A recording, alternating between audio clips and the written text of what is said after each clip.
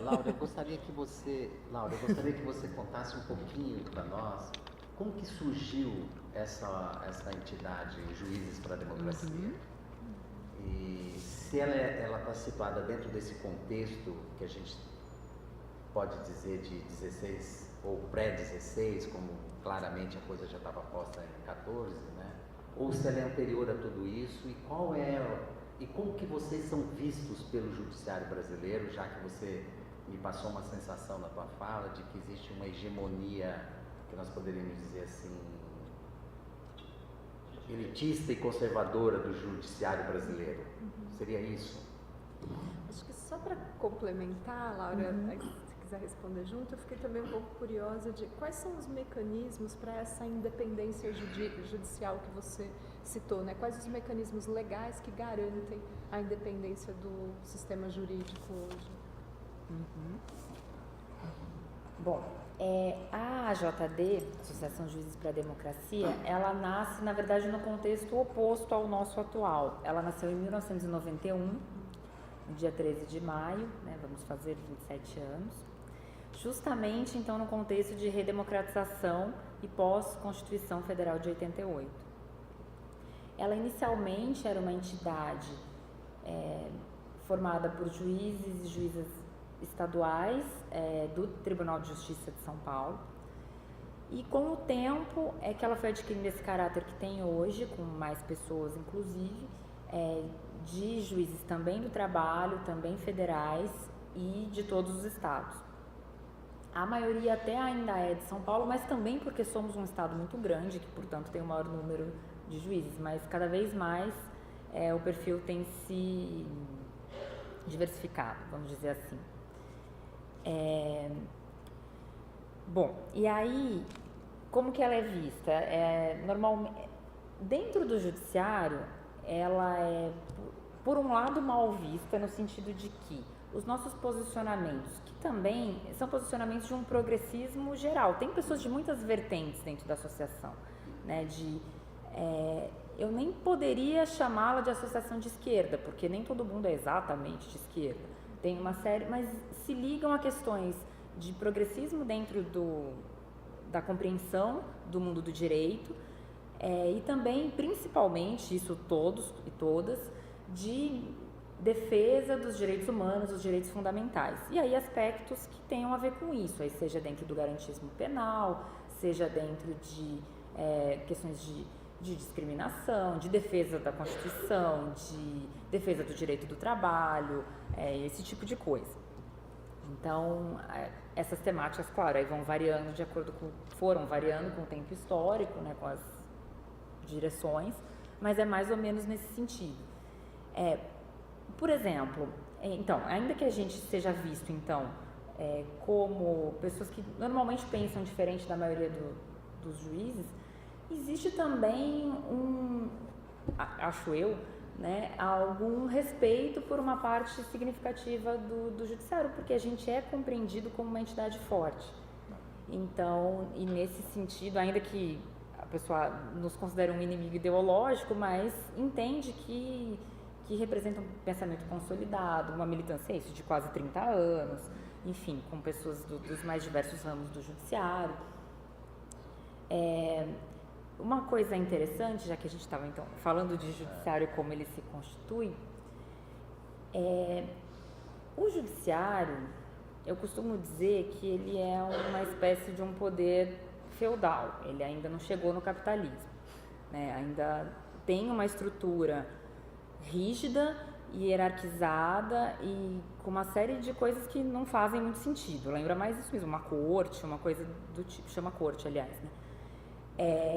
É claro que isso, contraditoriamente, convive aí com o judiciário que foi se adaptando a como o Estado brasileiro foi se forjando e que, na medida em que veio o Estado democrático depois do fim da ditadura com a Constituição, foi respirando um pouquinho. Mas essa estrutura rígida e conservadora marca a maioria, né? Marca a própria instituição e acaba então marcando as pessoas. Isso tem a ver com muitos fatores. inclusive desde o momento que as pessoas ingressam no Poder Judiciário. Porque ainda que seja salvo em relação aos tribunais, que também podem ser acessados pelo Quinto Constitucional, com membros, né, da advocacia e do Ministério Público, podem virar desembargadores, uma parte, mas a maioria ingressa por concurso público. O que, enfim, nem todos os países são assim, tem países que são votação, indicação política, mas me parece até bom. Porém, é claro que, assim como o vestibular, assim então como a gente vê nas universidades públicas, isso evidentemente vem com um recorte de classe, um recorte de cor. Então, e por ser um concurso que é bem remunerado, e muitas vezes as pessoas precisam parar de trabalhar para estudar para ele e tudo mais, isso filtra mais ainda. Então, claro que há exceções, indivíduos, mas de um modo geral, é um judiciário forjado, né, formado por pessoas da elite, por brancos, até muito pouco tempo, inclusive primordialmente por homens. E então, ele não... ainda que o judiciário, se ele nasceu encastelado, se ele nasceu rígido, até porque é muito anterior ao período mais democrático do país, ainda que ele, então, vá sendo permeado pelo concurso, vão vindo pessoas que não têm necessariamente, né, uma aproximação com a vida social. Quando houve a reforma do judiciário em 2004, dezembro de 2004, a emenda constitucional, que foi, aliás, eu acho, já um passo muito positivo nesse sentido, foi, de modo geral, uma boa reforma, isso começa a melhorar um pouco, mas as propostas mais ousadas para que houvesse controle no judiciário não vingaram ainda. Na época, a AJD foi a única entidade que propôs algumas coisas. Por exemplo, foi a única entidade de juízes que foi a favor da criação de um órgão como o CNJ. Só que a gente imaginava que ele pudesse ir um pouco além do que é o CNJ mesmo, porque na prática o CNJ tem ou membros mesmos dos tribunais, e os representantes da sociedade civil são indicados pelo Senado, pela Câmara, acabam sendo pessoas que têm relação com o judiciário, que tramitam ali, enfim. Não é exatamente um controle externo. A gente defende um modelo mais permeável, porque se a gente não foi eleito, se a gente ali está por causa do concurso, tem que ter algum tipo de prestação de contas. Não uma prestação de contas, mais ou menos como está acontecendo, de o juiz e a juíza se sentir pressionado pelo clamor popular para uma coisa, porque não é bem por aí, né? Até porque senão as minorias são abafadas e são extintas. Mas uma prestação de contas, uma accountability mesmo, né, no mecanismo assim denominado, para o conjunto de coisas, as suas formas de decisão, se as decisões estão mesmo sendo bem fundamentadas, se não estão, quem são os membros, se outras formas de ingresso são possíveis, isso teria que ter um canal mais aberto, né, com a sociedade civil. Uma das coisas que a gente propõe nesse sentido, que seria super simples, não precisa de uma grande mudança institucional, são ouvidorias externas. Que mais ou menos existem em algumas entidades, como por exemplo a Defensoria Pública, mais ou menos, em algumas defensorias públicas estaduais, que nós temos ouvidoria, então, mas ela mais ou menos é usada para alguma reclamação referente a um processo, alguma coisa assim. E ela aí o ouvidor ou ouvidora é alguém do tribunal em questão. Então, sei lá, seu processo está muito atrasado, você vai lá reclamar, o ouvidor vai ver o que está acontecendo, entra em contato com o responsável.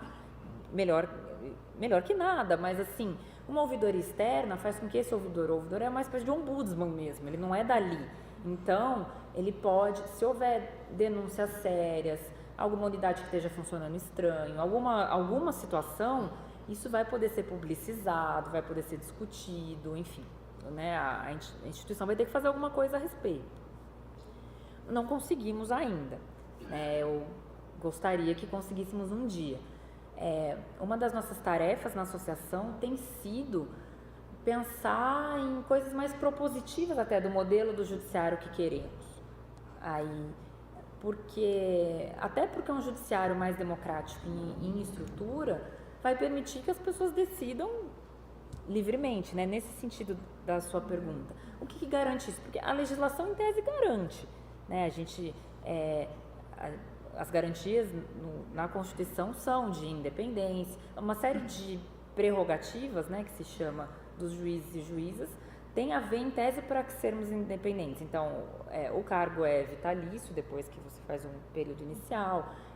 Em tese, você não pode ser movido da vara onde está, para que não possa sofrer pressões políticas e tal. Então, formalmente, já temos um sistema disso, que prevê isso. Na prática, eu acho que essas regras formais não têm sido suficientes. Né? Por exemplo, tiraram o juiz que eu mencionei da vara criminal para a vara civil, assim, e a inamovibilidade não aconteceu. Então, eu acho que um poder mais permeado, mais próximo da sociedade civil, acho que garantiria isso materialmente, substancialmente. Uma outra questão aí que entra nisso, de democracia do judiciário, na formação da instituição, se entramos com um concurso, e aí isso tem uma série de problemas do recorte elitista, em relação à escolha dos tribunais superiores, também é um pouco questionável. E isso, claro que o modelo ideal nós não temos ainda, ninguém está muito certo disso, isso tem sido uma discussão, especialmente na Europa, que tem ficado muito forte.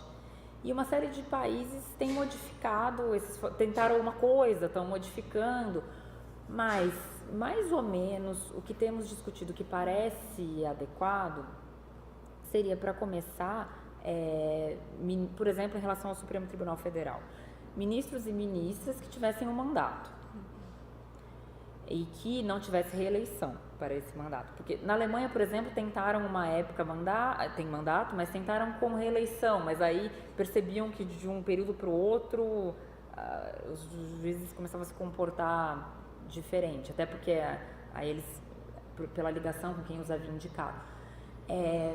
Um período longo, claro, não pode ser tão curto para que haja tempo da jurisprudência se consolidar, da corte poder discutir as questões mais a fundo.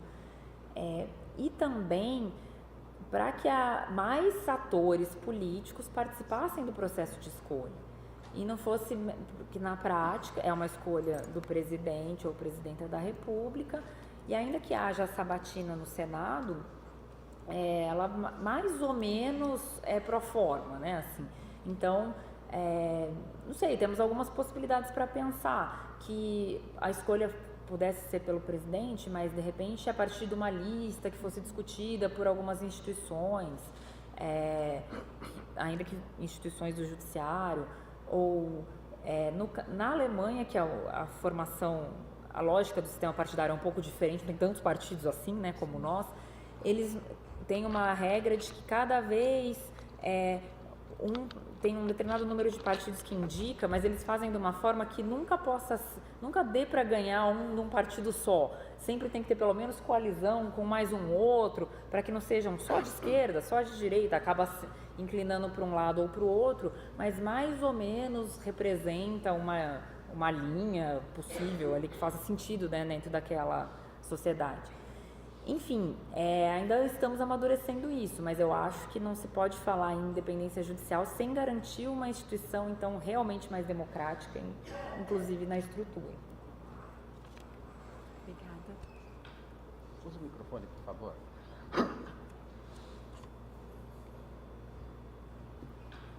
Por gentileza, você se apresente para que a Laura possa conhecê-lo, por favor.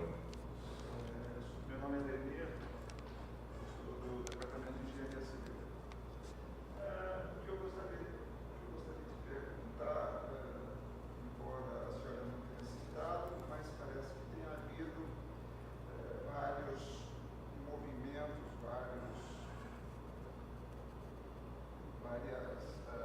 como o impeachment, que são uma ameaça ao Estado de Direito democrático. O que eu gostaria de perguntar, pelas considerações da senhora, se a senhora vê a impunidade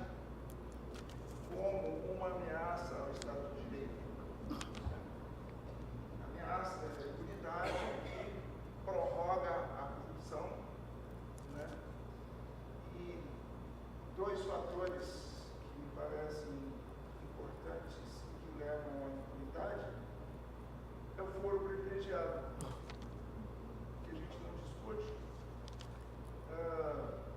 e também o transitado, o famoso transitado julgado, que não caiu, surpreendentemente não caiu, devia ter caído há muito tempo, que agora talvez caia, porque o transitado e julgado talvez permaneça, e aí você garante novamente a impunidade que volta para a instância. Não gostaria das suas considerações. Tem muito mais pergunta acerca de embora não temos nada desse tema na área trabalhista.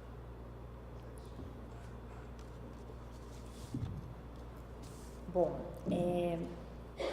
Você quer colocar, Edinaldo? Você quer colocar? A gente pode fazer claro, uma série claro, de lógico, perguntas, lógico, e mais aí fácil, você- né? Legal. Senão fica muita... Edinaldo, se apresenta, por favor. Parabéns a buscar por essa iniciativa. Minha pergunta é um pouco simbólica.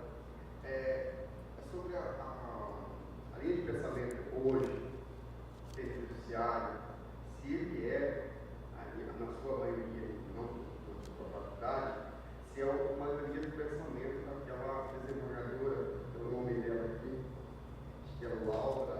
Laura sou eu. Laura, É Marília.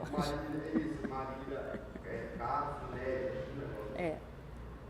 Porque na verdade, assim, ela o que a gente vê no julgamento, principalmente na área criminal, na verdade, pensamento no julgamento, e as prisões brasileiras comprovam isso, que na verdade, a diferença de alguns juízes é que ela usa essa desembargadora, ela utiliza as redes sociais para disseminar o seu pensamento no judiciário. Mas que muitos juízes não declaram, mas nas suas sentenças é exatamente o que ela faz. Você tem, eu queria saber se hoje no país, o judiciário, na sua grande maioria, é isso que as prisões brasileiras representam, elas falam, elas mostram os números das brasileiras, é isso.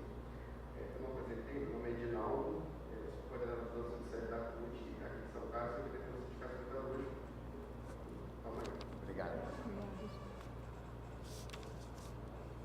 Mais alguém? Mais alguém? Por favor. Talvez seja melhor responder a cada uma, porque são tantas perguntas. São diferentes. Não, calma. Vamos, gente vamos terminar essas três, aí nós vamos responder. sim, Agora, isso aí. vamos... Aí a gente faz um outro ciclo. Tá bom. Tá muito ruim? Tá. Tá bom, tá bom. Eu sou o professor Moura, sou da engenharia química, e eu tenho comigo que 1932 foi um ano que ainda não terminou. Então, as elites foram derrubadas, no voto de Getúlio Vargas, e foi constituído várias coisas, o voto universal e a direito do trabalho, justiça do trabalho. CLT, 43, né? 43. E eu acho que, do ponto de vista das elites, uma coisa que tem que ser destruída imediatamente, o mais rápido possível, é a justiça do trabalho. Eu acho que não vai ficar somente em confrontar juízes, é acabar mesmo e voltar um sistema quase feudal escravizado. Eu pergunto para você, você sente que a sociedade, as associações de classe, trabalhadores, estão motivados para defender a justiça do trabalho? Bom, agora vamos à resposta, né, Laura? Porque Isso, vamos lá. Bom, em primeiro lugar, em relação à pergunta do Ademir, acho que concordamos com algumas premissas e outras não. Por quê? A própria AJD, há algum tempo, soltou uma nota e com o seguinte termo que eu acho que representa aí o que eu penso sobre o assunto, que é: não se combate a corrupção corrompendo a Constituição.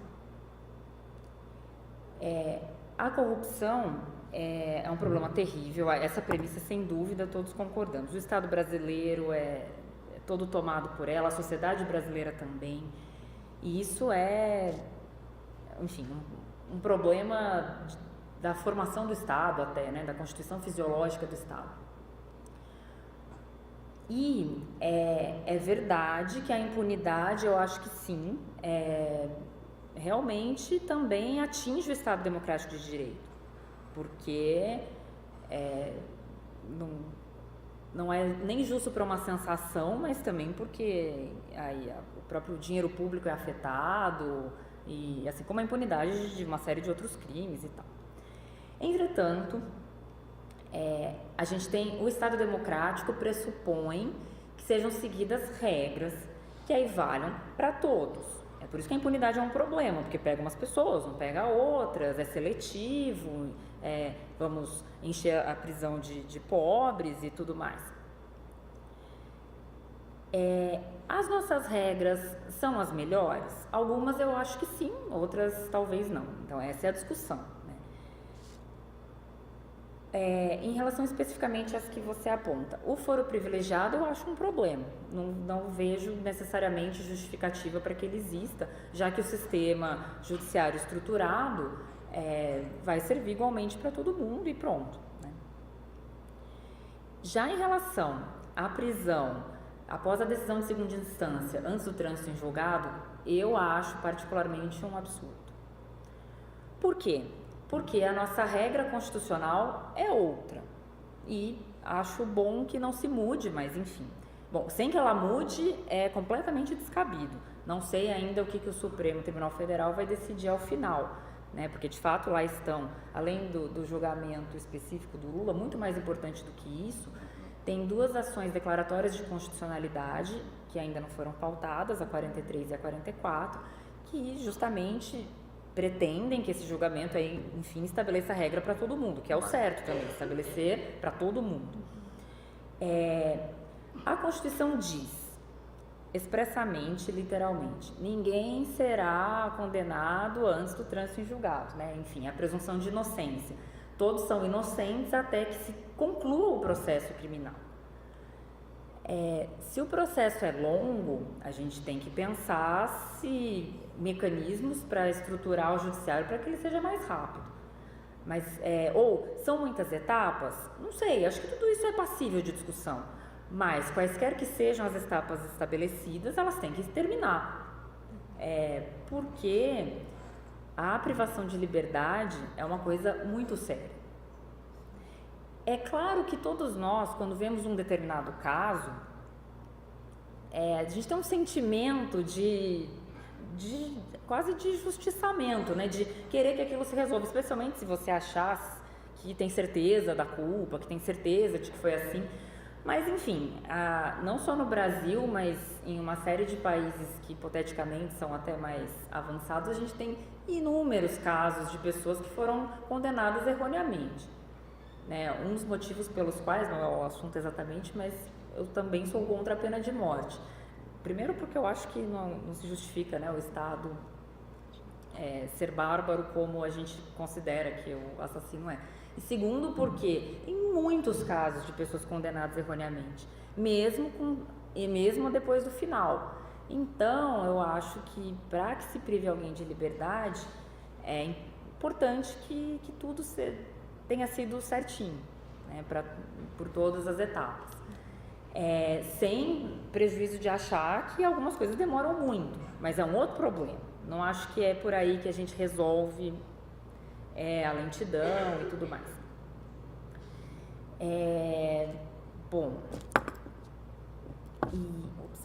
em relação à pergunta do Edinaldo, para quem não acompanhou, embora seja difícil, porque isso foi falado até no Fantástico e no Jornal Nacional, a situação é de uma desembargadora do Tribunal de Justiça do Rio de Janeiro, que aliás não é juíza de carreira, era oriunda do Ministério Público, e que fez a primeira manifestação que ficou famosa, foi comentando uma série de notícias falsas sobre a Marielle, dizendo que ela era envolvida com o crime organizado e tal, e depois uma série de outras manifestações surgiram sobre outras coisas.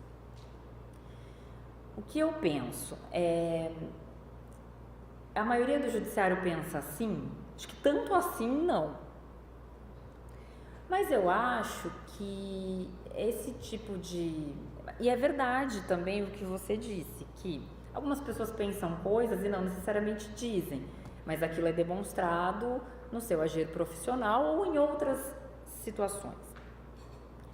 Mas eu acho que isso é um bom símbolo desse pensamento autoritário que eu havia mencionado antes. Né? Num estado em que os direitos e as garantias fundamentais perdem sentido, calar o outro, pensar em extremismos para, inclusive, eventualmente defendendo a eliminação de pessoas e tal, são coisas naturais no sentido de acabam acontecendo, né? Mas são terríveis, né? É uma ascensão de ideias fascistas, justamente no sentido estrito do termo, né? De eliminação do outro, de que o outro não possa pensar, de que não possa se manifestar, de que não deva nem existir, enfim. Então, eu acho que... Mas a maioria das pessoas, aliás, como em tudo, né? A maioria das pessoas está mais ou menos no meio. A gente tem... As pessoas não costumam ser muito radicais, nem para um lado, nem para o outro, e vão ali. Mas se o curso da história e da sociedade, do pensamento majoritário, ele vai indo para um caminho, aí vamos na onda. É por isso que... embora as pessoas tenham o direito de dizer o que queiram dizer e tal, mas se atingem certas coisas, vão responder publicamente por isso também, né? Inclusive diante dos instrumentos aí das leis. Sobre a questão do Moura, da Justiça do Trabalho, se a sociedade e as categorias estariam prontas para defendê-la. Me parece que não, né? E por isso que chegamos onde chegamos. Porque se estivessem, não teria acontecido nem a reforma trabalhista e a extinção futura e real, ou essa já na prática que está começando a acontecer, não teria acontecido. O que eu também acho que é nossa culpa, evidentemente, né? Porque do judiciário como um todo e aí da instituição Justiça do Trabalho especificamente, mas não pelo que estavam dizendo quando a reforma veio, que é assim, porque a Justiça do Trabalho tem uma fama de ser muito protetiva, que o trabalhador sempre ganha e tal, como isso afundou o país e aquela coisa toda, então, portanto, olha como chegamos. Isso não é verdade, né? Poderia ser bem mais, inclusive. Não é verdade, aliás, mesmo lá atrás, nem é só não é verdade agora, porque, enfim, é aquela ideia que eu havia dito no começo mesmo, porque aquilo que ela garante é só a exploração possível mínima, não é mais do que isso. E as leis ao longo do tempo, por uma série de questões, inclusive do neoliberalismo e de determinadas ideias de funcionamento do mercado começarem a viger no mundo, já foi sendo flexibilizada. Então, ideias falsas, né, sobre a reforma que as pessoas compraram, que foram ditas na época da reforma. A CLT de 43 é muito velha. 70% da CLT já não era do texto original, já tinha sido mudado, especialmente desde o governo Fernando Henrique, muita coisa tinha sido mudada, nos governos Lula também, para flexibilizar, para serem mais pró-empresa. Não é verdade que as pessoas sempre ganham as ações, tem uma série de ações que são improcedentes, pelo menos em parte, mas muitas vezes totalmente. E não é de hoje que o perfil dos juízes do trabalho é parecido com esse que eu enunciei quando falei do judiciário como um todo. Já há muito tempo não existe classistas, né, porque antes era um judiciário separado, porque ele nasceu, na verdade, como um órgão do executivo. Então, com certeza, pelo menos desde o fim dos classistas, que eu nem estou defendendo, mas só digo que aí tinha uma característica, então, de evidenciar, né, lados e tal. Esse perfil do juiz elitista, que muitas vezes vai fazer esse concurso, não necessariamente porque tenha uma paixão especial pelo direito, já foi sendo assim. E tanto é assim que, se a Justiça do Trabalho fosse reconhecida como essencial pelo trabalhador, que sempre o acolhesse tão bem, ele teria nos defendido mais. É claro que essa crise e essa extinção vai piorar muito as coisas, então é melhor defender mesmo essa meio que está aí do que, né, a outra opção. Mas ainda que seja o ramo mais bem avaliado do judiciário, porque é o mais rápido, enfim, ainda tem um déficit até democrático mesmo, porque as pessoas não necessariamente então estão entendendo que estão sendo defendidas, né? Enfim, é isso. Temos Por mais favor, depois? por favor. Claro. O Ademir vai falar de novo. Uhum.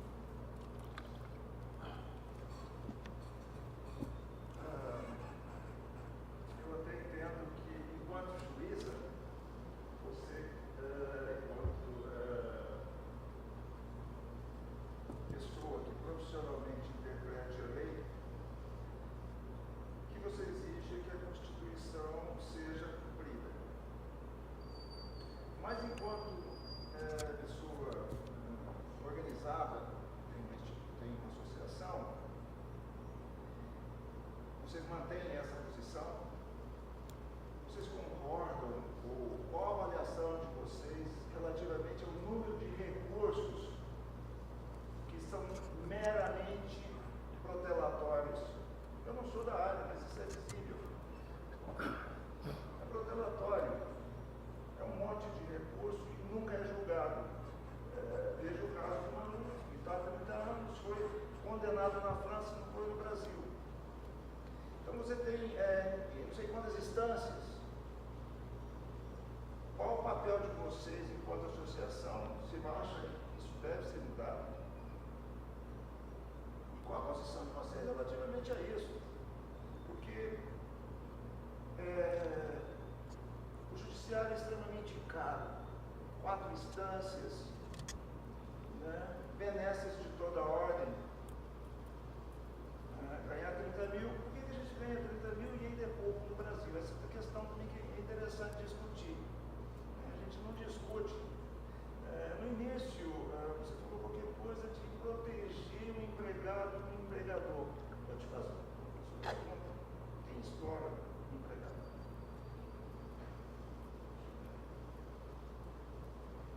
Então, para mim não é um empregador. Infelizmente não é um empregador. Então a justiça do trabalho está indo contra quem? Outro dia eu vi um dado impressionante, que quem ganha salário mínimo ganha R$1.000 para 530 de imposto. Quem é que explora o trabalhador? A nossa tributação em cima do consumo todo de outros países. Então, a indústria nacional fabrica o cigarro aqui, manda para o Paraguai e vende contrabando. Que racionalidade é essa? Você fala em sistema eleitoral nosso, que você vota num, elege outro. E também não vi nada mudar nos últimos 15 anos. Então, eu vejo um país inviável e acho que sob qualquer regime é inviável nesse sistema tributário, nesse sistema eleitoral, econômico, também a gente não discute. Né? Eu não sou economista, eu também não sou juiz, mas eu sei que a impunidade está aí, burocraçando. Você também não é engenheiro, mas se você vê uma viga, uma ferragem exposta, se você vê um edifício tombando, ele vai cair.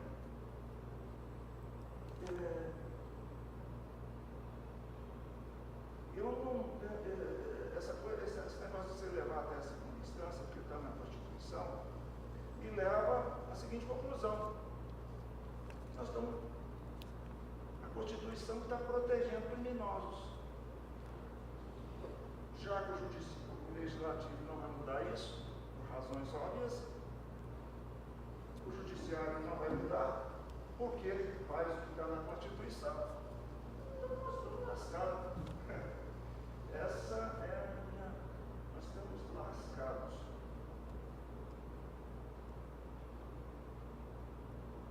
Nós estamos brigando aqui porque ele é do PT, eu sou liberal, eu sou não sei o quê.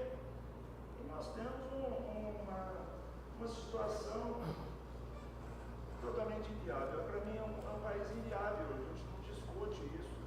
É um país inviável. Não tem jeito de você discutir, vamos fazer uma política social, ou vamos fazer uma política liberal, ou vamos fazer conservadora. Você não tem instituição que funcione. Não tem como pensar, não tem como. Eu acho que o legislativo não vai mudar relativamente a essas questões que levam à impunidade, que são. Né? Se o judiciário se abster disso, vai para a rua Cunha, vai para a rua todo mundo que tem dinheiro, né? Que é extremamente injusto isso, que tem dinheiro para fazer recurso, isso custa caro. Você tem que ter advogados altamente especializados para isso. É isso que eu vejo. É uma pena isso. É uma cobrança que eu faço. Obrigado. A demora. Você quer responder, Aldemir? Sim. Se tiver mais alguém, pode ser também. Eu quero fazer uma pergunta, mas eu acho que você Então respondeu. tá bom. Eu também quero fazer uma. Bom, então vamos lá. Muitas coisas, né? Não dá para comentar todas. Porque com algumas, de novo, com algumas eu concordo, com algumas não. Em primeiro lugar, você pergunta sobre a posição da entidade. Por acaso, não precisaria ser, né? Mas a posição da AJD em relação à prisão antes do trânsito em julgado é exatamente a que eu disse. Inclusive, soltamos uma nota pública hoje, que está em toda a imprensa sobre isso. Porque, ainda que se parta do pressuposto de que é um país inviável, se a gente começar a minar o mínimo de garantia que a gente tem, ele só vai piorar. Porque não é isso que está fazendo as coisas estarem do jeito que estão. Algumas dos fatores são, eu concordo, a tributação recessiva, o fato, enfim, de uma série de coisas. Como isso resolver em relação ao número de recursos? Eu acho que isso é discutível. Alguns poderiam existir, outros não. Tem alguns que são medidas processuais mais simples, poderiam ser absorvidas, como aliás eles mudam o tempo todo, não só na área criminal. O ponto é um ponto de estrutura. Embora a gente tenha, até pelo tamanho do país e pelo número de pessoas envolvidas, a sensação, nesse sentido real, do tamanho do orçamento do judiciário, é um dos países em que, em relação a valor juiz, é um dos que menos gasta no mundo ocidental civilizado. E o número de processos por juiz ou juíza em todas as áreas que tem no Brasil é muitas vezes 10, 100, 20, muitas vezes superior.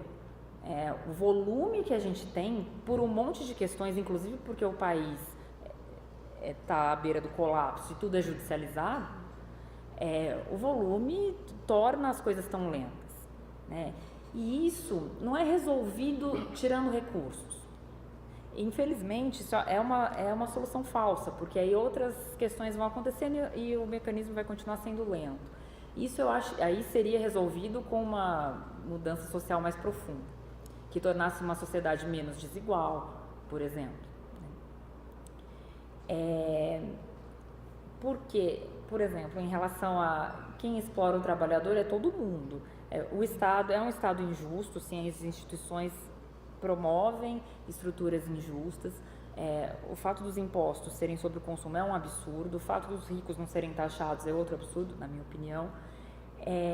E dentro do trabalho também é explorado, porque falando em judiciário, nas próprias ações na Justiça do Trabalho, mais da metade delas é para pagamento de verbas rescisórias. incontroversas. Ou seja, a pessoa foi mandada embora, né, então, e não recebeu nada. E é isso. Não tem aí a discussão se fez hora extra, se fez isso, se fez aquilo, se é verdade, se é mentira. Ela saiu e não recebe nada. Mais da metade. Então, assim, a gente está num nível de exploração em muitos sentidos, não só pelo empresariado ou pelos empregadores, mas também por eles, que também entendo que estão com outras questões, né, de sistema tributário e tal, mas enfim, né? Mas para o lado mais fraco, a corda, né, sempre é mais fraca. Enfim, então eu acho que para que o país possa se tornar viável, então, o que a gente tem é que fortalecer os mecanismos e instrumentos democráticos. Também tem que fazer reformas profundas em reforma tributária, também tem que fazer reforma política, né? Isso tudo eu acho também. Mas eu não acho que então a gente só retira alguns outros direitos e garantias, porque isso só vai deixar mais fraco quem já é mais fraco, né? Você quer fazer? Não, pode fazer. Depois aí. Ricardo. Ricardo e Rodrigo. Depois, antes de você, Rodrigo, ele, tá bom? Doutora Laura, eu sou o professor Ricardo da Administração. Na época do impeachment da Dilma, o judiciário, de certa forma, foi protagonista, né? Uma avaliação muito positiva na população. Né? Nós temos hoje um momento diferente, um ataque ao judiciário, que são os jornais, né? Inclusive com a questão de custo de salário, né? Você até falou do valor do salário do juiz no Brasil. Recentemente eu vi uma reportagem da Folha mostrando que o juiz brasileiro ganha muito mais, somando os benefícios extras do que na França, do que em outros países, né? Então tem uma tentativa de ataque ao judiciário. Eu queria que você comentasse esses dois momentos, né, dessa transição e por que está acontecendo isso. Quer mais alguém? Ou já respondo? Posso fazer essa? Claro. O Moura. Eu gostaria também que você comentasse o papel da mídia nisso, porque a mídia queima a política, todo político de novela, por exemplo, é bonito, é perigoso, etc. Eu tenho visto o filho do Islã, que ele tem nome, é um gano. No Justiça do Trabalho, ele aparece muito mais que você, que é muito mais simpático que ele. Então, a mídia também dá um espaço para juízes de um pensamento monolítico.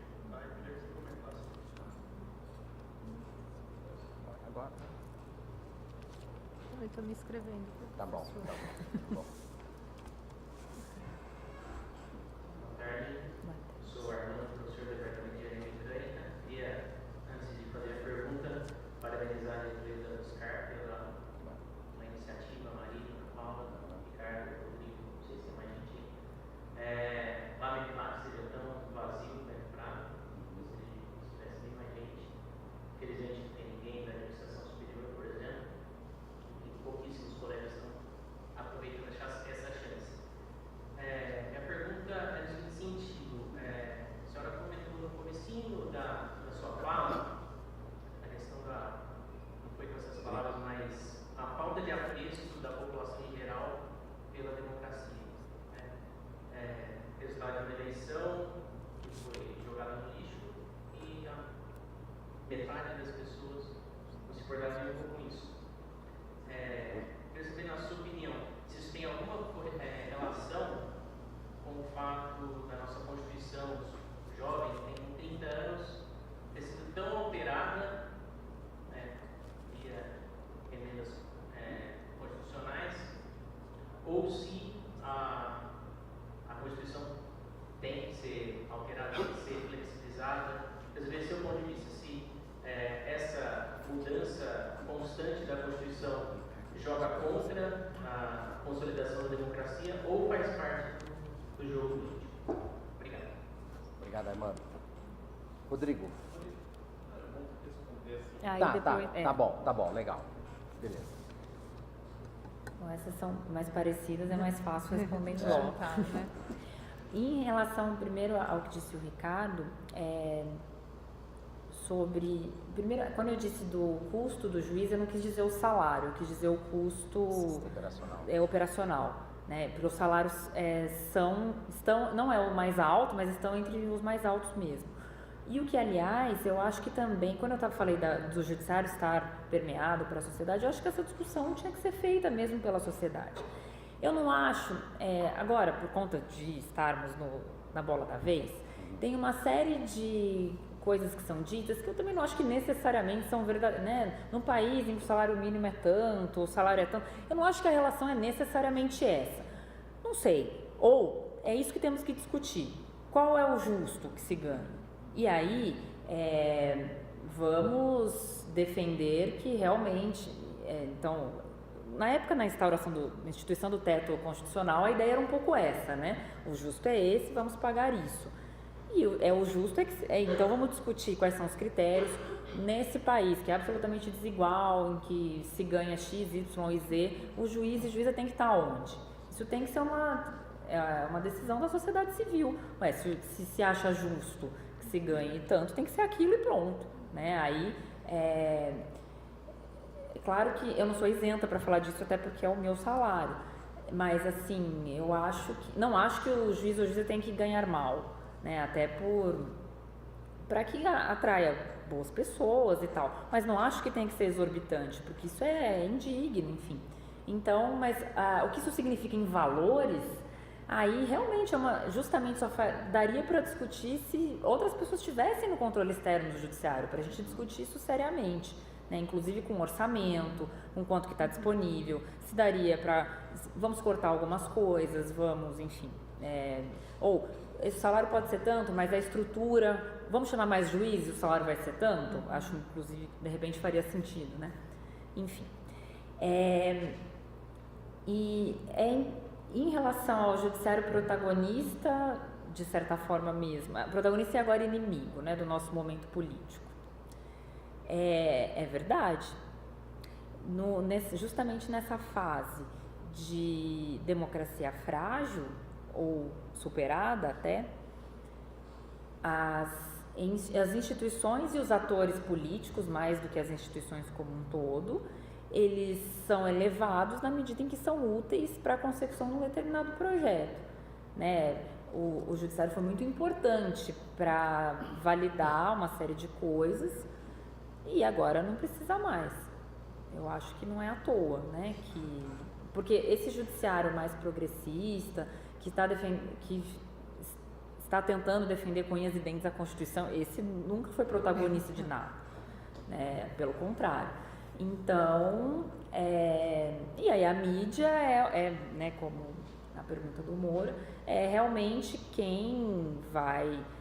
não a mídia enquanto assim, não quero dizer, a mídia, né, eles se sentam numa sala e decidem, não é isso, né, não é teoria da conspiração, mas é um caminho que vai sendo tomado pelas elites, que também são compostas pelo judiciário. É um jogo de ajuda e afasta e vamos seguindo num caminho, né? As escolhas históricas vão mais ou menos assim. E é por isso que aí o fortalecimento do judiciário, não como justiceiro, mas como defensor incansável da Constituição, eu acho que é importante nesse momento. Assim como a defesa das outras instituições estabelecidas pela democracia, né? Quando a gente diz golpe, é nesse sentido, né? Porque as coisas não podem ser de ocasião, as coisas têm que seguir uma série de parâmetros, enfim, que na minha opinião não foram seguidos. Agora, sobre a pergunta do Armando, né? Sobre se as mudanças constantes da Constituição tem a ver ou não com uma fragilidade da democracia? É uma ótima pergunta, não sei. Eu acho que não necessariamente, né? Porque é bom que a Constituição possa ser mudada, pelo menos nesse nosso modelo, que é um modelo muito diferente da Constituição americana, por exemplo, que aí tem pouco. Então, fazem muito essa comparação também, mas ela não é necessariamente verdadeira, porque cada uma tem uma lógica completamente diferente. Então, lá a Constituição deles é mínima e rígida, mas os estados têm outros tipos de legislação que também mudam o tempo todo. Porque a lei é isso aí, né? Ela tem um papel de receptor daquele momento histórico. E alguns estados têm leis que outros não têm. Exatamente. E que no nosso caso, a União, ela centraliza mais as coisas e tal, então é uma outra ideia. Então, eu não sei, eu acho que não é isso, mas eu acho que, de fato, há pouco apreço pela democracia, porque, na verdade mesmo, ela é uma experiência muito pontual no nosso país. É um país que já foi forjado de outra forma e mesmo formalmente ela é pontual, né, em termos de anos e períodos históricos, e mesmo quando aquilo que eu disse na primeira exposição. Agora, tecnicamente, estamos em democracia, mas é uma democracia esvaziada, em que algumas coisas estão funcionando e outros mecanismos estão eliminados ou enfraquecidos. Então, é normal até que, nesse contexto, o pensamento autoritário, e aí o pensamento autoritário ao limite, né, das pessoas acharem que seria bom uma intervenção militar, enfim, sem inclusive entender o que isso significa, né, mas são ideias, são temas jogados ao vento, não aprofundados, né, enfim.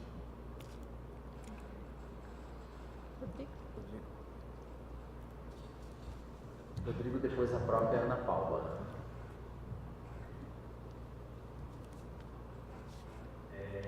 A minha pergunta vai no sentido de que hoje a gente tem a universidade, os institutos federais, como um dos focos de resistência da democracia, né? E para isso é muito caro para nós a autonomia universitária. E a gente tem visto alguns colegas com alguns receios de que alguns órgãos como o TCU, a AGU, o CGU possam vir a intervir de forma a remover essa nossa autonomia. Né? E aí eu queria entender assim, como a sua entidade, né, a JD, que tipo de influência que ela pode ter nesses órgãos, qual que é a inserção, né, e como que vocês poderiam, né, nos auxiliar. Né? Eu lembro que no começo você falou que alguns juízes têm medo de colocar suas opiniões, né? Imagine nós, professores, né, não entendemos tão bem de como funciona, né, o judiciário. Então, eu acho que, como estamos defendendo a democracia, eu acho que talvez a gente tenha que colaborar nesse ponto. Laura, acho que pensando um pouco, né, do nosso lugar, né, como o Rodrigo colocou, uma das preocupações que a gente tem de forma muito relevante no contexto que a gente vive é a Emenda Constitucional 95 e o chamado teto de gastos na educação, notadamente, né, no ensino superior, onde a gente está. Né? O panorama, em termos de perspectiva, com a aplicação da Emenda Constitucional pelos próximos 20 anos, é de um esvaziamento completo da função da universidade, né? E a impossibilidade de funcionamento dessa instituição de educação superior pública. Né? E aí a gente, então, esse tem sido um ponto de discussão e tentativa de resistência nossa, apesar, né, da perda em torno da mudança da Constituição. E uma das coisas que a gente fez foi solicitar a nossa instituição nacional, nossa entidade nacional, que é o PROIFES, né, que representa os professores de parte das instituições de ensino superior, entrar como amicus curiae, assim que fala, numa ação direta de inconstitucionalidade da Emenda Constitucional 95, que está no Supremo Tribunal Federal. Né? O que eu queria saber um pouco de você, do seu lugar, né? Qual é a possibilidade da gente ter algum julgamento em torno da inconstitucionalidade da Emenda Constitucional 95? Bem, é verdade, né? A universidade, como poucas, é um foco de resistência. E não é à toa mesmo que tem sido sucateada, né? A própria nossa noção aí, que vem de antes, mas que é consagrada na Constituição, do ensino público, superior e gratuito, a universalidade, qualidade, e é vista como um privilégio. Eu acho que aí é uma ideia distorcida sempre por quem, na verdade, não está defendendo nada disso, né? Porque as pessoas dizem, então é assim, mas entra a elite e tal. É até verdade que normalmente entra a elite, tem essa situação. Mas em vez então da gente começar a discutir e aprofundar o debate de cotas, de ingresso e de outras coisas, não. Então vamos fazer as pessoas pagarem, né? E aí eliminar essa liberdade, porque a liberdade só existe por conta da autonomia e por conta, enfim, da estrutura ser dessa forma. Bom, e aí o que a JD pensa sobre isso? Pensa isso mesmo, e como penso também, vejo como todos vocês, que é uma onda de perseguição, né, sobre diversos aspectos, seja de estrangulamento orçamentário, mas também de pensamento. O que podemos fazer? Não muito, porque a gente não tem nenhum tipo de influência institucional, mas a gente está ao lado dos atores de resistência no debate público, isso com certeza, né? E no nosso papel é mais ou menos demonstrar, pelo menos então, que o judiciário não é unívoco no pensamento, que tem outras formas, estar ao lado da universidade ou de outras entidades quando são outros assuntos, para tentar influenciar no debate público.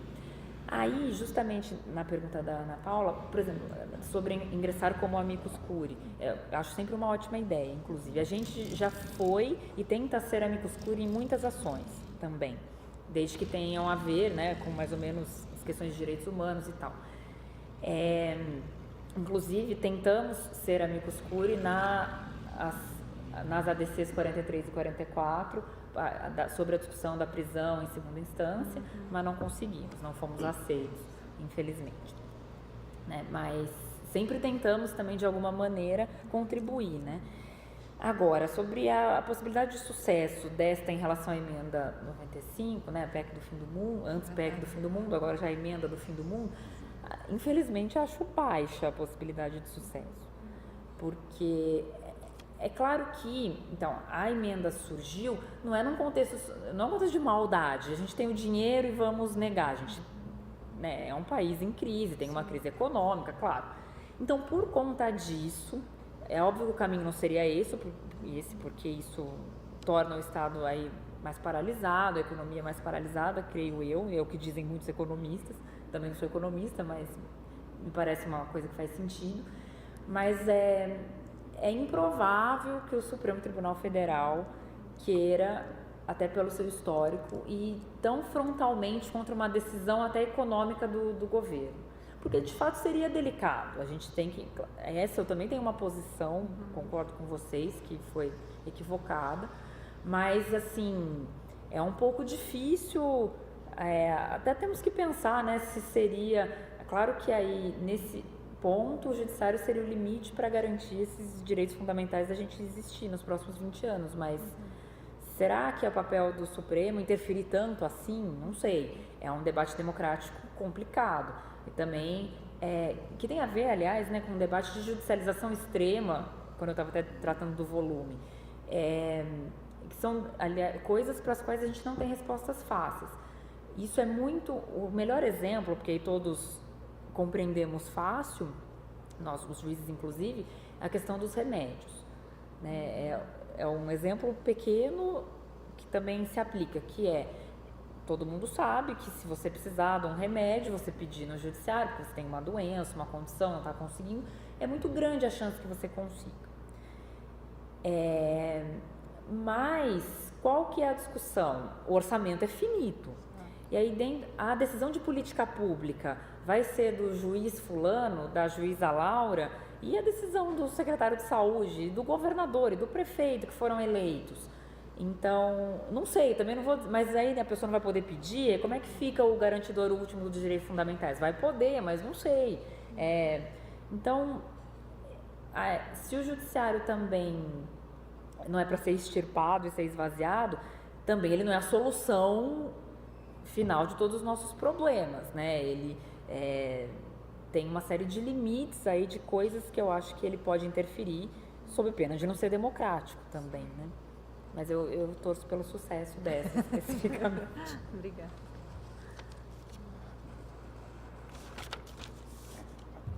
Depois você de novo.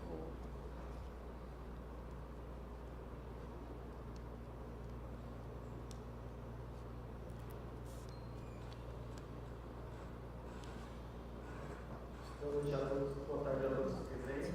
Meu nome é Giovanni, eu sou estudante de pós-graduação em Ciência Política do UFSCar. E é uma pena que o nosso colega professor aqui decidiu não ficou até o final da discussão, porque, no meu entendimento, aquele discurso que ele disse a nós aqui é o discurso que eu acredito que os cidadãos, todo cidadão e cidadã brasileira deveria abandonar daqui para frente, né? Que é o discurso da melancolia, da apatia política e da resignação. Porque quando a gente toma como pressuposto de que não há mais o que fazer em relação à política, né? De que tudo está perdido, a gente acaba tendo como ideia de que a única coisa que se tem que fazer então é a gente parar o que a gente está fazendo aqui nesse momento, por exemplo, parar as universidades, parar os partidos políticos e deixar que o mundo caia em cima de nós. Porque esse sentimento de apatia, esse sentimento de resignação, é justamente aquilo que dá motor e o que motiva aqueles conservadores, aqueles políticos malfeitores da vida pública que, né, tomam decisões injustas em nosso nome. Então, me parece que a gente está numa encruzilhada perigosa nesse sentido. Mas a minha questão não necessariamente nesse ponto, mas em relação não da questão da judicialização da política, né, que é um tema que eu estudo no mestrado, mas a politização da justiça. Porque se a gente observar o cenário político, jurídico que vem acontecendo desde o impeachment da presidenta Dilma Rousseff, a gente vai perceber que a sociedade brasileira tem uma certa guinada no sentido de acreditar que a nossa salvação está a cargo e apenas a cargo de juízes deuses, né? E a questão aqui que eu quero levantar não é a questão de não ficar em impunidade, porque a impunidade ela tem que ser combatida, mas é a forma com que a impunidade é trabalhada, é tratada por setores conservadores e elitistas do judiciário. Porque a minha questão principal aqui é saber qual o impacto da politização parcial da justiça. Né? Se a gente for observar alguns julgamentos que têm acontecido no Brasil recentemente, não há como deixar de perceber que há uma certa seletividade no modo de lidar com a corrupção. Né? Então, é uma diferença substancial quando se diz que a intenção é combater a corrupção, quando na verdade a intenção é justamente você expurgar da competição política determinados atores, né, que têm aí feito um certo protagonismo em defesa da sociedade. Então, me parece que a gente está numa encruzilhada perigosa, porque se de um lado a gente tem esse protagonismo, né, essa politização da justiça, do outro lado a gente tem uma sociedade que parece que perdeu o seu sentido e a sua razão de ser. Então, como a gente vai trabalhar isso? Como a gente vai construir isso como sociedade? A gente vai tomar o discurso da apatia, da melancolia e deixar que os deuses da justiça, e não toda a justiça, claro, porque tem juízes muito sérios que trabalham diariamente para promover uma justiça de qualidade para todos, mas a justiça parcial que parece ter colocado a sociedade contra nós. Então, a minha questão, a minha preocupação como cidadão e como estudante é mais ou menos nesse sentido, né? Porque me parece que a melancolia não é o caminho correto que a gente tem que seguir daqui para frente. Buscar algo coletivo, né, de diálogo com todos nós e não deixar que aqueles que tomam decisões justas em nosso nome tomam a roda da história. Obrigado. Nós temos o Moura ainda e eu queria fazer uma última e derradeira pergunta para a Laura. Eu pergunto se nós podemos encerrar ou se alguém ainda gostaria de usar o microfone. Tá, Moura, então a palavra é sua.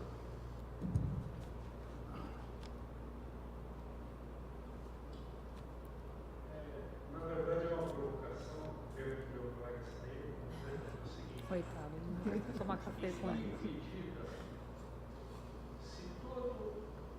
A provocação, Tá. em que medida você, como juiz e como cidadão, a Constituição foi plenamente obedecida. O Congresso Nacional se reuniu, votou pela deposição da presidente, o Senado se reuniu, votou pela deposição da presidente, o Supremo Tribunal deu a bênção, ou por gestos ou por omissões, por silêncio. Então, não foi um golpe legítimo. Assim como o presidente Temer é uma pessoa honesta, porque o Congresso Nacional se recusou a que ele fosse submetido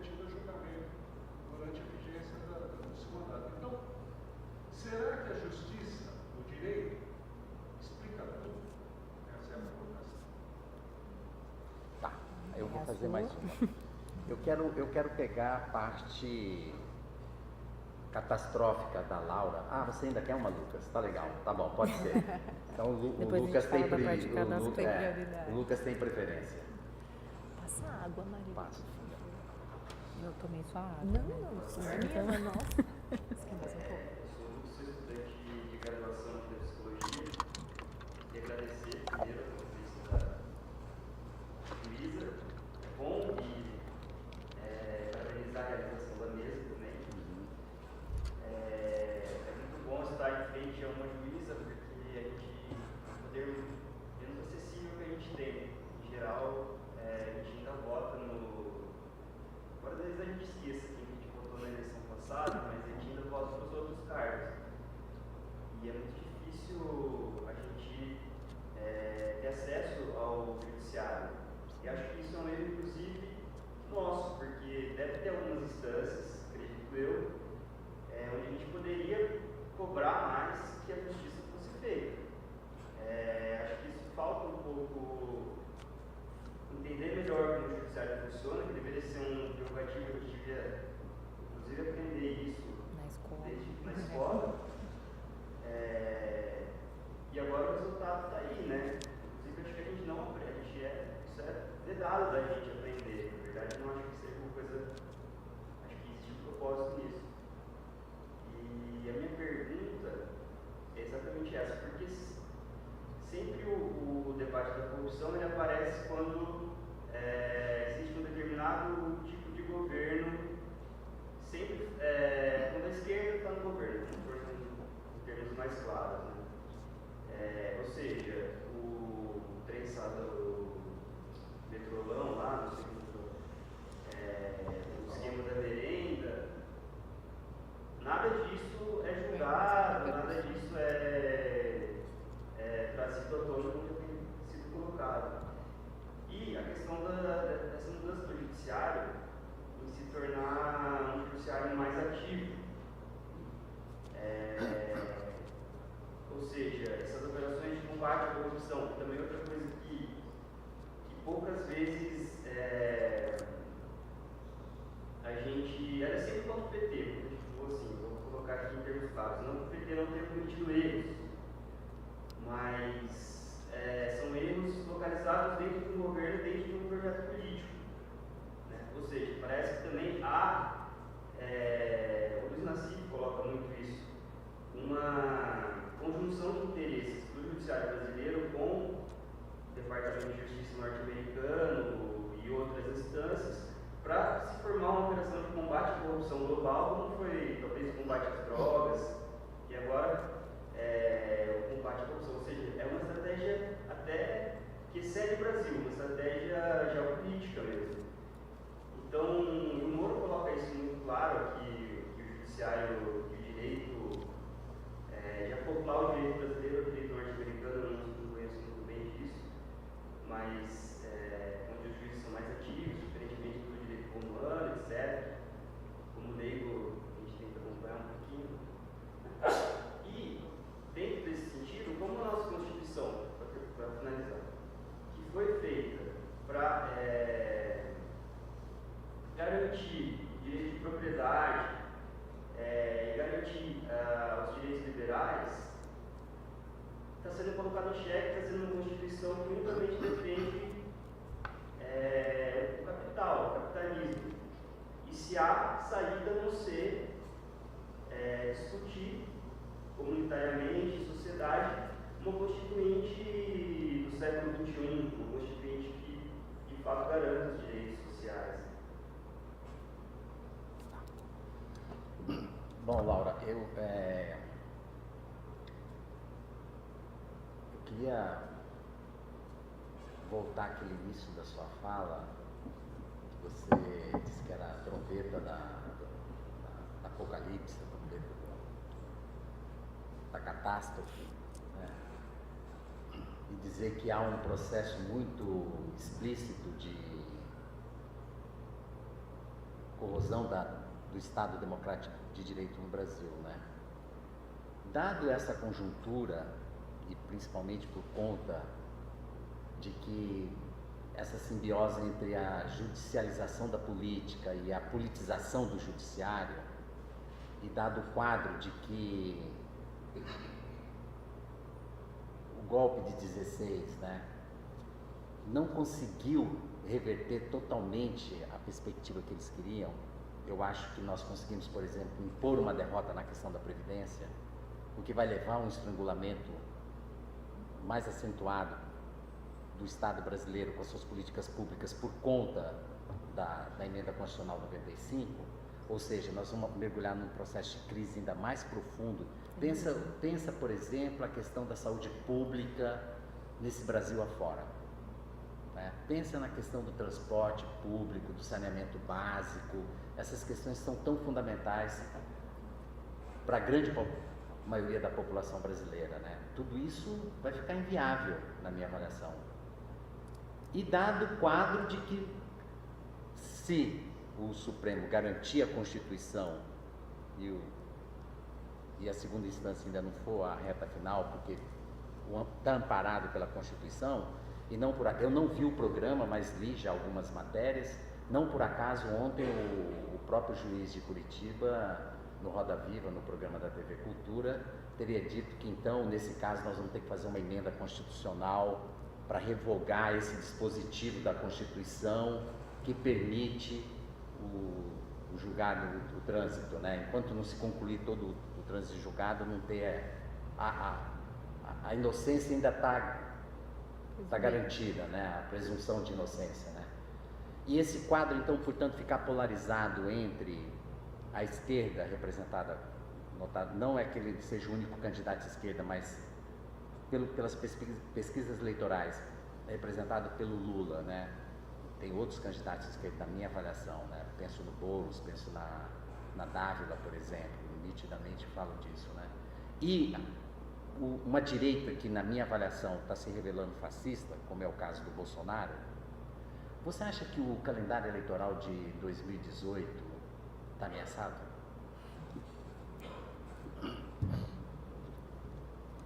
Se eu soubesse responder todas essas perguntas, ia ser bom. Na minha catastrofista, eu reconheço que a minha tese minha Mas pergunta é vamos catástrofe. tentar.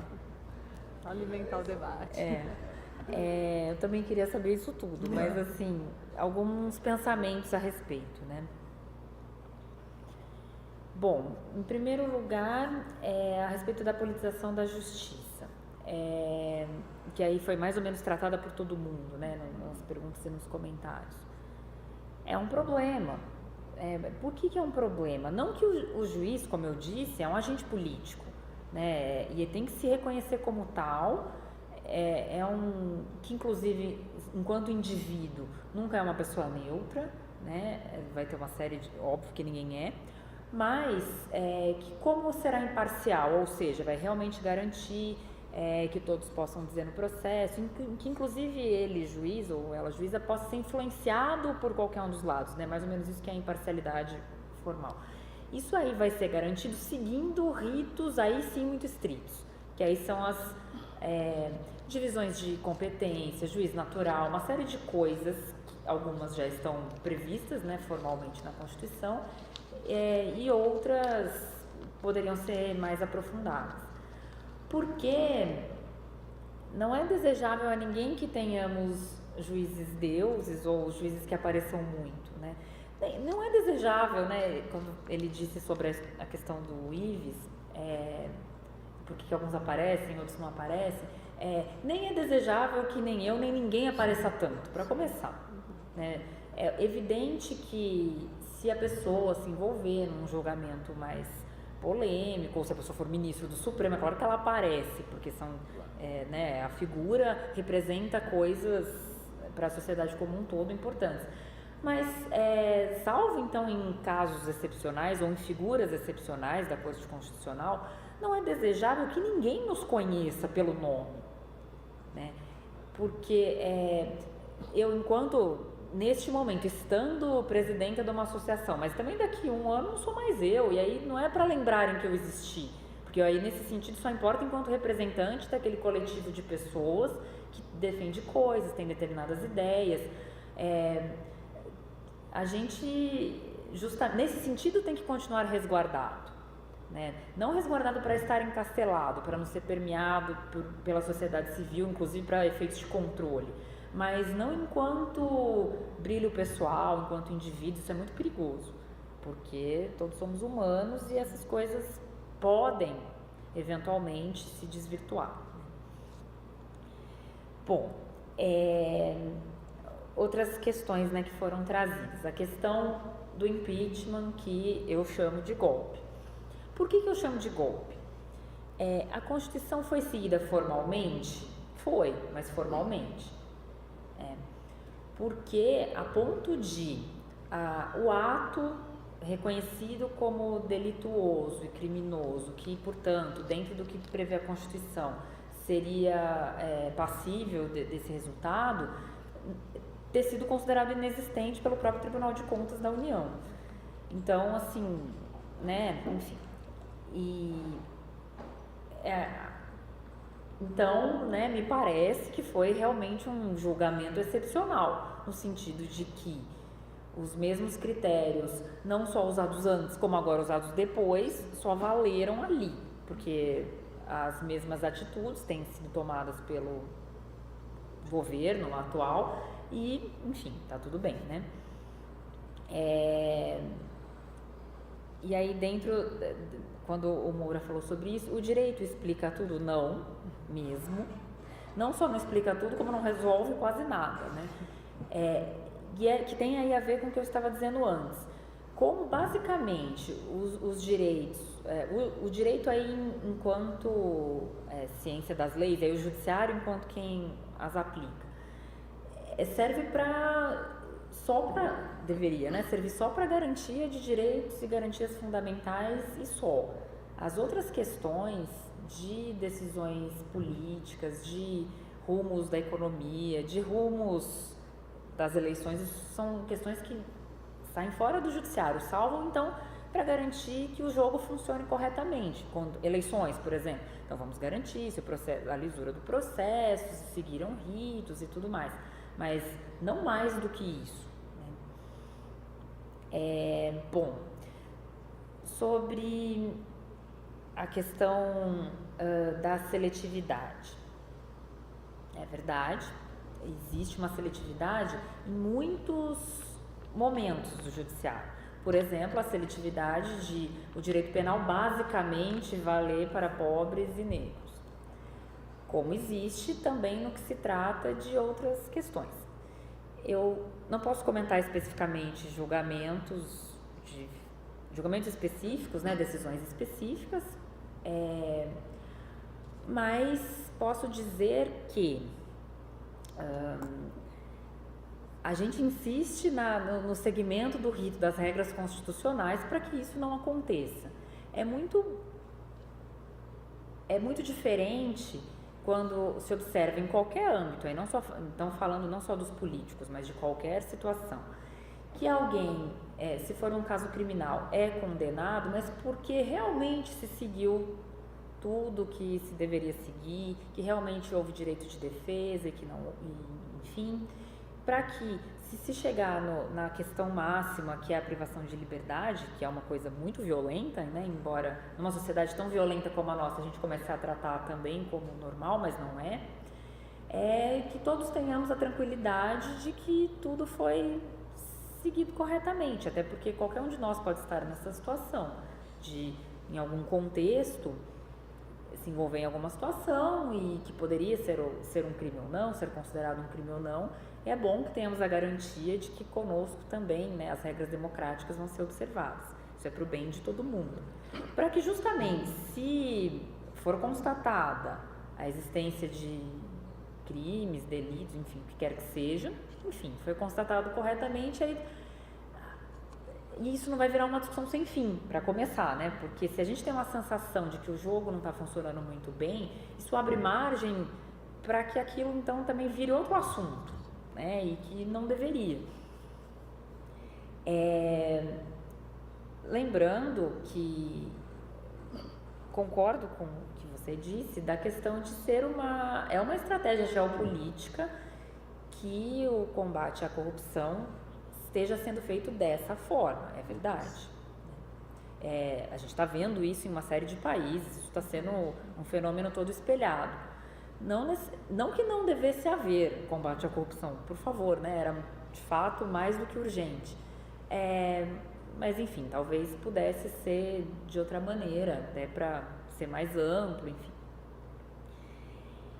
E em relação aí qual é a saída, né? Pois é, as saídas são muitas, né? Seriam por uma reinvenção desse Estado democrático, e aí tem um pouco de medo da ideia de constituinte, porque aí é um medo não teórico, principiológico, mas um medo real, porque eu não acho que nada que está mudando na Constituição está sendo para melhor, né? Assim, é só ladeira abaixo. Então, é mais ou menos na ideia da reforma trabalhista. A CLT precisava de algumas melhorias, mas a gente falava, não muda nada, porque tinha medo de que ia perder o que tinha, foi o que aconteceu. Então, a Constituição também dá um pouquinho desse medo. Acho que não estamos num contexto em que essa discussão seja possível agora. Assim, num processo real, podemos discutir, lógico, o que poderia ser melhorado, o que não poderia, mas até porque eu acho que o problema não é o que está na Constituição, o problema é o que vão tirando dela, né? Enfim, ela já é boa, né? E em relação às eleições deste ano, as eleições deste ano se houver, né, estão em risco? Talvez estejam, eu não sei. Não tenho como dar nenhuma resposta mais sobre isso. E parece que, em princípio, o processo está mais ou menos formalmente em curso e possivelmente teremos uma eleição parecida com outras, mas não posso garantir, né? Até porque é super esquisito que a gente esteja em abril quase e a gente nem sabe muito bem quem vai ser candidato, quem não vai. O debate específico sobre isso, sobre projetos, vai ser inexistente, né, praticamente, porque tanto os candidatos alinhados mais à esquerda ou mais à direita, não é disso que se está tratando, ninguém está muito apresentando projeto nenhum sobre nada, então entra naquele contexto que eu havia dito, né, num Estado democrático ruim e mais ou menos de fachada, as eleições perdem a importância, mesmo que elas ocorram, esperamos que ocorram, tal, enfim, né? Mas as escolhas já vão ser também superficiais, não vão ser de projeto e tudo, né? Até porque, enfim. E então, já que concluímos, aí eu vou deixar para o final a primeira parte do que o Giovanni disse, que é a parte mais feliz, né? A respeito de se essa resignação, se essa apatia, que ela é compreensível, né? Num momento de mais do que crise, mas de coisas ruins, instituições ruins, democracia abalada, é normal que a gente se desespere. Mas não temos essa opção. Então, esperamos aí, acho que todos esperamos, né, enquanto indivíduos e especialmente nos nossos coletivos, todos, de enfim, categorias profissionais, de estudantes, de pessoas, de comunidades, de tudo aquilo que, aliás, foi só se enfraquecendo tanto, né, nas últimas décadas e tudo, que possamos pensar juntos e talvez começar a construir novas perspectivas para esse Estado democrático. Muito obrigada. Muito obrigado, Laura.